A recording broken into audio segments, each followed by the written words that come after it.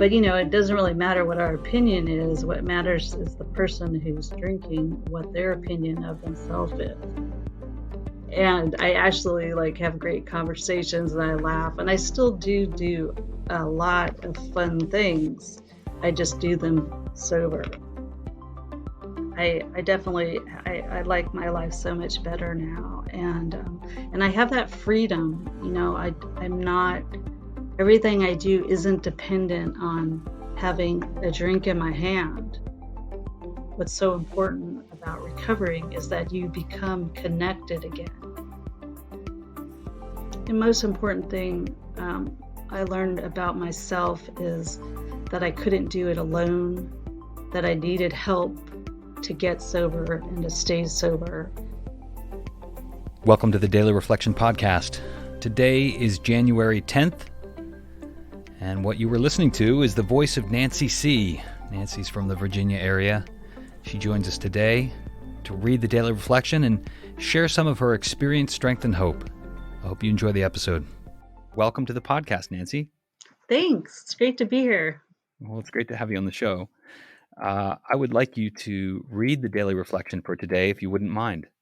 Sure. So January 10th, it's entitled, United We Stand. We learned that we had to fully concede to our innermost selves that we were alcoholics. This is the first step in recovery. The delusion that we are like other people, or presently maybe, has to be smashed. Alcoholics Anonymous, page 30. I came to Alcoholics Anonymous because I was no longer able to control my drinking. I'll start that one again. I came to Alcoholics Anonymous because I was no longer able to control my drinking. It was either my wife's complaining about my drinking, or maybe the sheriff forced me to go to AA meetings, or perhaps I knew deep down inside that I couldn't drink like others, but I was unwilling to admit it because the alternative terrified me. Alcoholics Anonymous is a fellowship of men and women united against a common fatal disease. Each one of our lives is linked to every other, much like the survivors of a life raft at sea. If we all work together, we can get safely to shore. What does that reflection mean to you in your program of recovery? I like this one especially because of the kind of two things. One is I too had a hard time fully conceding to my innermost self that I was an alcoholic. It took me over 6 months of coming to AA meetings every day before I would admit that I was an alcoholic, because I had a whole lot of baggage kind of involved with what it meant to be alcoholic. I didn't quite understand it. And the other, When you say it took you 6 months to admit, were you still drinking during that time and going to meetings? well, I was going to AA meetings every day for 6 months, and I still wouldn't say I was an alcoholic. Mm-hmm.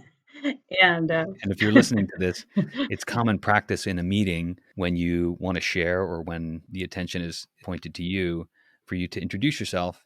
My name is Mike and I'm an alcoholic. And for some folks, that can be challenging. And it sounds like that was the case for you, right, Nancy? yeah, it was. I was particularly obstinate. But it was also because I had this whole idea of what it meant to be an alcoholic, and it was like the homeless man in the park with the trench coat, drinking liquor out of a paper bag, and at the time I was like a 23-year-old woman in college, like young, attractive. Like I just didn't relate to this whole concept I had of what that meant. And how long have you been sober? In 2 days, on January 12th, I will celebrate 27 years of sobriety. Wow. Yeah, Congratulations. thanks. Well, this is a special day for me because this marks 7 years. Oh, January 10th. wow. Yeah. Congratulations to you. Oh, thank you. So, what does sobriety look like today? And tell me a little bit about your program. Well, I am still active in AA. I go to Zoom meetings daily, even after all this time. And it's because that's what I need to just function well. I need kind of a daily reminder of my disease.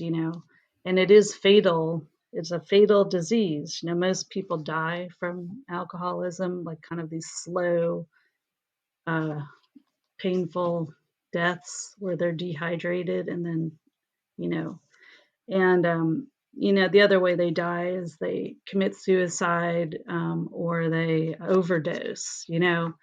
And so for me, I'm pretty serious about my AA program because I don't want to die in that manner. And I also, part of the gift that AA gave me is a gift of life. Like I went from this kind of walking dead person to this person who doesn't have enough time in the day to do all of the wonderful things that I want to do in life. And so I want to be as useful as I can on a daily basis. And that's why I go to AA meetings every day. When I go to AA meetings, I meet so many amazing people, and that opens the door for other service opportunities. And um, you talk about service, going to AA meetings, sharing at AA meetings. That's certainly service. What other types of service are you performing today? Yeah, I definitely I'm pretty active in AA and I sponsor two women, actively working the steps with two women. I also host three different AA Zoom meetings every week.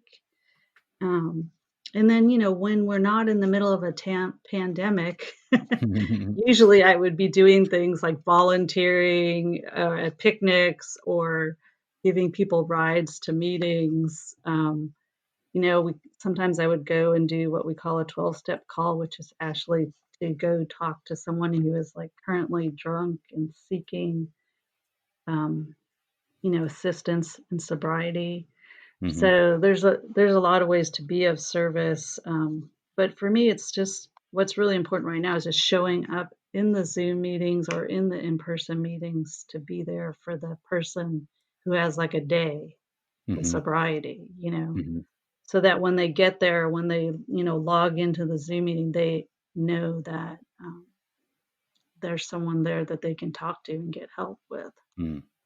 Yeah, and if you're listening to this at some point well beyond 2021, we're speaking to you from the tail end of the pandemic, and Zoom meetings are really the mainstay for a lot of us in recovery in AA. So that might explain some of the constant references to Zoom meetings. Was it difficult for you to get sober? Yes, it was.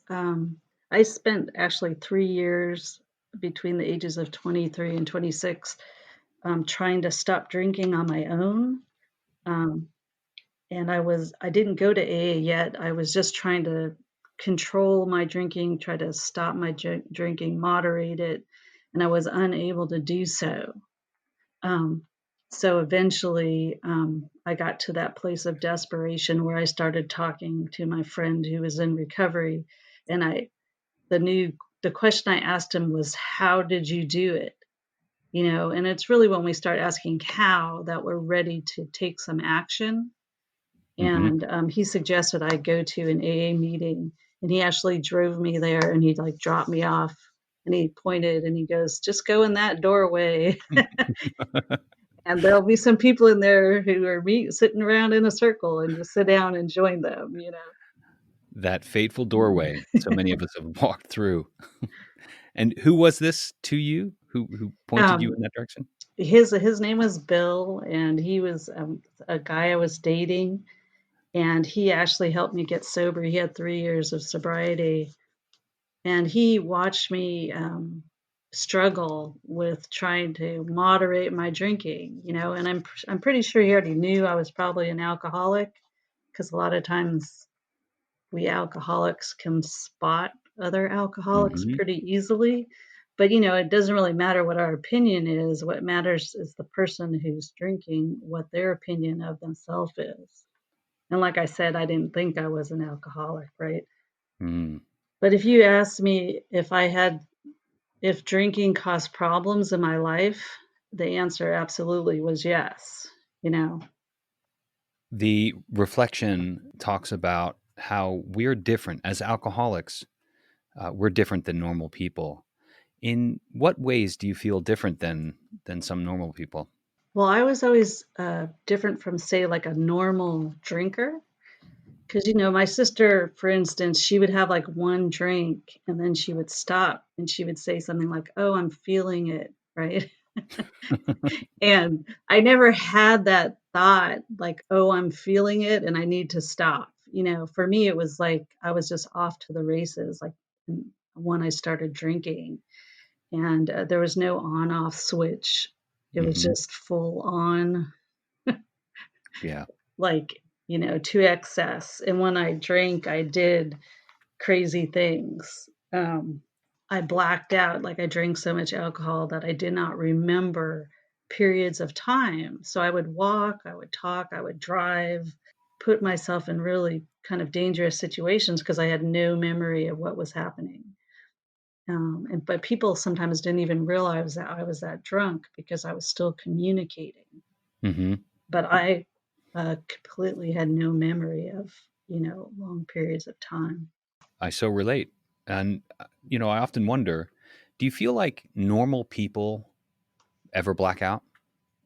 No, like, I'm not, they don't, they, like, that would be, this horrific thing, I think, if a normal person couldn't remember some period of time. Hmm. Um, but for me, that's how it started and has always been for me, where I literally black out, pass out.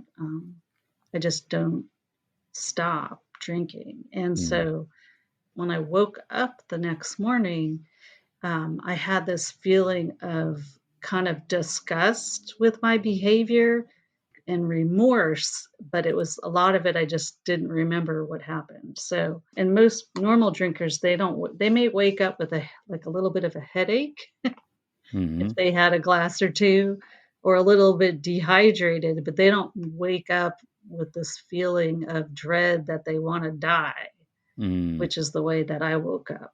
Yeah. Did you try other methods of stopping your drinking? Well, I didn't try like any kind of rehabs or anything. I did physically try to not have it in my house. I tried to control it. I stopped going out with people to, like, bars and nightclubs. I didn't buy it and have it in my house. But what always happened to me was I get to that. I might go a couple days without drinking, but then I'd always get to that point of like automatic pilot where it just all of a sudden was a good idea for me to go somewhere and get drunk, like Mm. to a bar or to a nightclub or to a friend's house. Mm. Um, so even though I didn't always have it at my home, and when I was trying to control it, I wasn't able to, like, I had this, they call it the peculiar mental twist, Hmm. like, just all of a sudden, I thought it was a good idea to do something, and then, like, go to that punk rock concert in Hollywood and and drink my butt off and get high and then, not remember the rest of the evening. Mm. Yeah, it seems insane when I think back, and it wasn't that long ago, 7 years and some. Um, but I distinctly remember wanting so desperately to stop until I didn't. Do you relate to that? Yeah, yeah, I did, like, and it got to the point where I wanted desperately to stop, but I was terrified to stop, Mm. um, and it was because I didn't know how to live without, alcohol and drugs, like, I just didn't have I thought my life was over and I would never have fun again. I remember that was my thought as in early sobriety, um, but the reality of my life is I have so much more fun sober, um, because I remember everything. Hmm. And I actually like have great conversations and I laugh and I still do a lot of fun things. I just do them sober. Mm. I still go to, like different sporting events. I still go to concerts. I still go to weddings, travel, all kinds of different activities. But I can remember every moment of every activity because I'm not a drunken fool. I'm not the girl in the miniskirt falling off the bar stool, laying on the floor in the puddles of beer, because Right. that's what I used to be like. Yeah. Well, that's hope. Someone listening to this might be thinking, if I give up drinking forever, am I ever going to be able to do anything fun again? And it sounds like the answer is yeah, right? Yeah, no, I definitely I like my life so much better now, and I have that freedom. I'm not everything I do isn't dependent on having a drink in my hand. Like I don't even think about alcohol anymore, and I don't crave it, and I'm not obsessed with it. Like I'm not thinking about when my next drink is. Mm-hmm. And I the one of the reasons I like this reading today is it because it talks about how our each of our lives are linked to every other life. We have this like we're interconnected, right? And there's no more. I mean, the pandemic has shown the interconnectedness of our lives in a way which I kind of amazes me. But I feel like um, alcohol we're so isolated as alcoholics, like it's the disease of isolation. And the real recovery, what's so important about recovering is that you become connected again.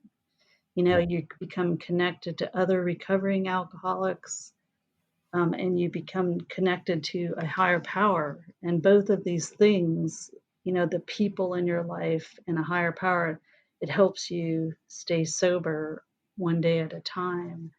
And it fills up that loneliness and that isolation that, I used to suffer from so badly.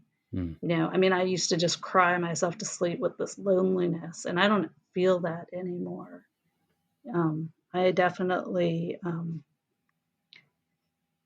I feel like part of the world and I'm deeply connected to friends and family in my life and in my higher power. That's amazing.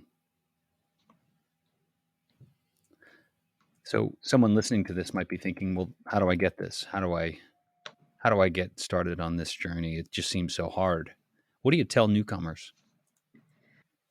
Well, my suggestion for you is to just physically or log into a meeting of Alcoholics Anonymous, either via Zoom or in person, because um, I couldn't. You can't think your way into recovery. You have to act your way into recovery, and you have to physically sit in a seat and try to absorb some of what people are saying. And I remember my first meetings that I went to, I probably heard like 10% of what was actually said in the meeting because the rest of the time I was just like in my crazy nonstop thinking about obsessing about whatever it was I was obsessing about that day. So, physically just showing up and sitting down and listening. Um, and then the next step is just trying to follow some directions, because all the people in the room, they're there because they not only have been able to get sober, but to stay sober.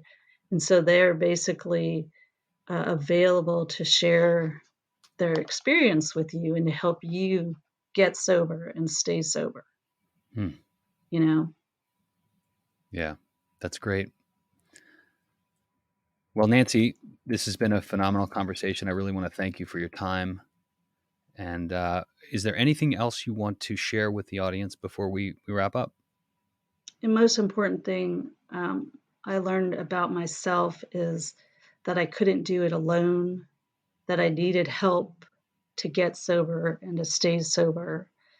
And, I tried for 3 years to do it by myself and I was unsuccessful. So, if I could convey any message to people who are, sitting, at home or wherever you're sitting right now listening to this, is to, you have to get help to do it. You can't do it on your own.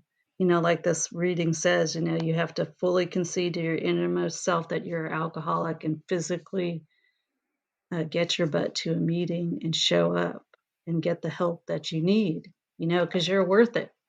Mm. Even though you might not feel like you're worth it right now, you are definitely worth it. And Alcoholics Anonymous has been the best thing that's ever happened to me because it's allowed me to show up for my life and be part of my life. I'm a much better person since I got sober, and I'm a much better daughter, sister, worker, everything else. So I want everyone who is struggling with alcoholism to get sober and stay sober. So I hope y'all get some help. You mentioned get to a meeting. How do you find your meetings? Well, I go to, since I'm in the Washington, D.C. area, I go to they have a website. It's www.nvintergroup.org, which is the Northern Virginia Intergroup. So, so www.nvintergroup.org. And then you can select virtual meetings. And then there's, probably 200 meetings a week to choose from in this Northern Virginia area. And every region has a website like that. So no matter where you live in the United States or even the world, you can connect to both in-person and virtual meetings. Just right now, because of the pandemic, there's less in-person meetings. So there's a lot more virtual meetings at the moment. So you don't have to be in any particular location in order to attend a meeting in any location around the world. Absolutely. I mean, I've been so impressed with the whole online meeting, what's been going on during the pandemic, because, like, for instance, there's a women's meeting that I attend that's an international women's meeting. So usually when I get on that meeting, there's about 180 women from all over the world on that meeting for that Mm-hmm. hour. And that's just one example. But there's many different meetings in different areas. And usually I have people from, 5 different states. And so it's been really great to hear new people talk about their stories and meet new people from all around the world. Well, Nancy, once again, thank you so much for taking the time to talk with us and share your experience, strength, and hope. Thanks for having me. It's been really great to talk to you too, Mike. Thanks to Nancy for being a guest on today's show. She attends meetings in the North Virginia area. You can find more information about those meetings at nvintergroup.org. I'll place a link in the show notes. Thanks to all of you for listening and for your support. Love to get some feedback. If you could leave a comment, maybe give us a rating. If you want to send me an email, you can find me at dailyreflectionpodcast@gmail.com. Thanks, everybody. Have a great day.